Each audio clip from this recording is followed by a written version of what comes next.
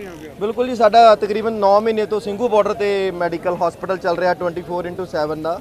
ਸੋ ਉੱਥੇ ਵੀ ਸੇਵਾਵਾਂ ਲਗਾਤਾਰ ਜਾਰੀ ਨੇ। ਇੱਥੇ ਵੀ ਜਿਵੇਂ ਅਸੀਂ ਕੱਲ ਆ ਗਏ ਸੀ ਕਿ ਕੱਲ ਤੋਂ ਬਾਅਦ ਦਰਦਾਂ ਦੀਆਂ ਪ੍ਰੋਬਲਮਾਂ, ਪੱਥਰੀ ਦੇ ਦਰਦਾਂ ਦੀਆਂ, ਕਿਸੇ ਨੂੰ ਜਾੜ ਦਰਦ ਹੈ, ਸੋ ਛੋਟੀਆਂ ਪ੍ਰੋਬਲਮਸ ਬਹੁਤ ਜ਼ਿਆਦਾ ਤੰਗ ਕਰ ਰਹੀ ਸੀ। 1-2 BP ਵੀ ਹਾਈ ਸੀਗਾ ਪੇਸ਼ੈਂਟ ਦਾ, ਸੋ ਉਹਨਾਂ ਨੂੰ ਅੱਗੇ ਵੀ ਸ਼ਿਫਟ ਕੀਤਾ ਹੈ। ਸੋ ਮੈਡੀਕਲ ਸਹੂਲਤਾਂ ਬਹੁਤ ਜ਼ਰੂਰੀ ਹੈ। ਜਿੱਥੇ ਲੰਗਰਾਂ ਦੀ ਸੇਵਾ ਚੱਲ ਰਹੀ ਹੈ ਉੱਥੇ ਮੈਡੀਕਲ ਸਹੂਲਤਾਂ ਦਾ ਹੋਣਾ ਵੀ ਬਹੁਤ ਜ਼ਰੂਰੀ ਹੈ।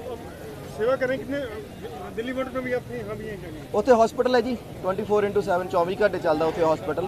ਸੋ ਉਸੇ ਹਸਪੀਟਲ ਵੱਲੋਂ ਹੀ ਅਸੀਂ ਲੈ ਕੇ ਆਏ ਹਾਂ ਆਪਣੀ ਫਾਊਂਡੇਸ਼ਨ ਵੱਲੋਂ। कब तक चलतेगा, कब तक चलाओगे इस टाइम? देखो उत्थे चलदा 9 महीने हो गए, साल खंड 2 साल जिन्ना चलना इत्थे चल जूगा। अस तो पिछे हटने वाले नहीं है। यूथ है सेवा कर रहे हो ना, ये भी बच्चे परिवार से मुझे सेवा से लगे हो, की सोचते हैं? बिल्कुल जी, सेवा वास्ते हैं। बाकी तो परमात्मा की बहुत कृपा है, अपने जिथे कारोबार चलते हैं बहुत वाहिगुरू की पूरी चढ़ती कला दी हुई है। कोई ऐसी गल नहीं है। इत्थे भी मोर्चा फतेह होके जाऊगा। लाइफ केयर फाउंडेशन, किसान मजदूर एकता हॉस्पिटल। करनाल पहुँचे हैं, क्या कहना है आपका? किन को लेके बोल रहे हैं? करनाल पहुँचे आप? हाँ जी। क्या कहना चाहेंगे?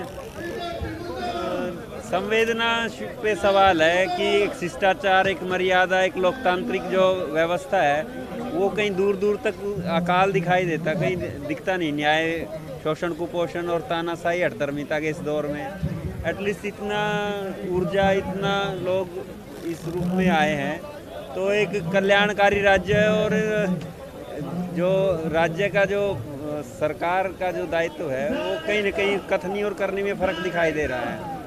तो मुझे लगता है कि कहीं न कहीं ये एक बदलाव की आट है। और इतनी बड़ी जो संख्या में लोग इस आक्रोश को लेके आए हैं और उस किसान की जिसकी शहादत हुई है, बड़ी बेरहमी से जिस प्रकार से दमन का जो रास्ता अपनाया है, कहीं न कहीं आने वाले समय में ये सारी चीज़ें जो है संवेदनहीन सरकार के सामने बड़े सवाल बन के खड़े होंगे। किसानों के साथ हैं आप?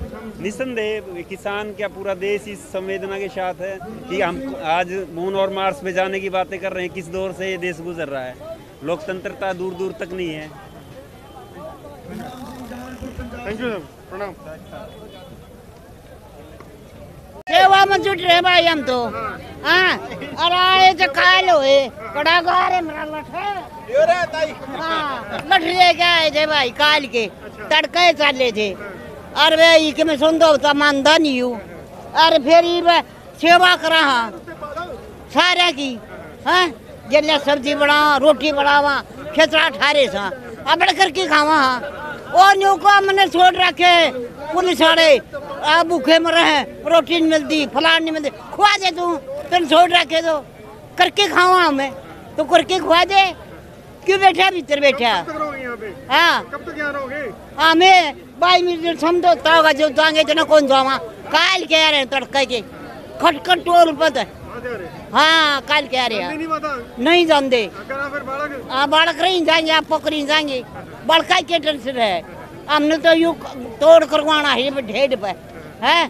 ये जो बना रखे पागल छोटा बड़ा मर लठे सूट जो मैं क्या चाहता तुम नहीं पे। हाँ, मेरा संतोष है। ਵੈਰੂ ਖਾਲਸਾ ਵੈਰੂ ਫਤਿਹ।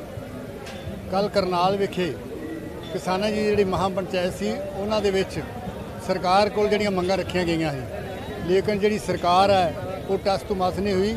ਪਰ ਉਹਨੂੰ ਦੇਖਦੇ ਹੋਏ ਕਿਸਾਨਾਂ ਨੇ ਕੱਲ ਤੋਂ ਮਿੰਨੀ ਸੈਕਟਰੀਏਟ ਦਾ ਜਿਹੜਾ ਉਹ ਘਰਾਓ ਕੀਤਾ ਹੋਇਆ ਔਰ ਇੱਥੇ ਧਰਨਾ ਦਿੱਤਾ ਹੋਇਆ। ਔਰ ਕੱਲ ਰਾਤ ਤੋਂ ਹੀ ਇੱਥੇ ਲੰਗਰ ਦੀ ਸੇਵਾ ਜਿਹੜੀ ਹੈ ਉਹ ਚੱਲ ਰਹੀ ਹੈ। ਗੁਰਦੁਆਰਾ ਛੇ ਪਾਤਸ਼ਾਹੀ ਕੁਰੂਖੇਤਰ ਤੋਂ ਲੰਗਰ ਜਿਹੜਾ ਉਹ ਵੀ ਆ ਰਿਹਾ। ਚਾਹ ਦੀ ਸੇਵਾ ਜਿਹੜੀ 24 ਘੰਟੇ ਚੱਲ ਰਹੀ ਹੈ।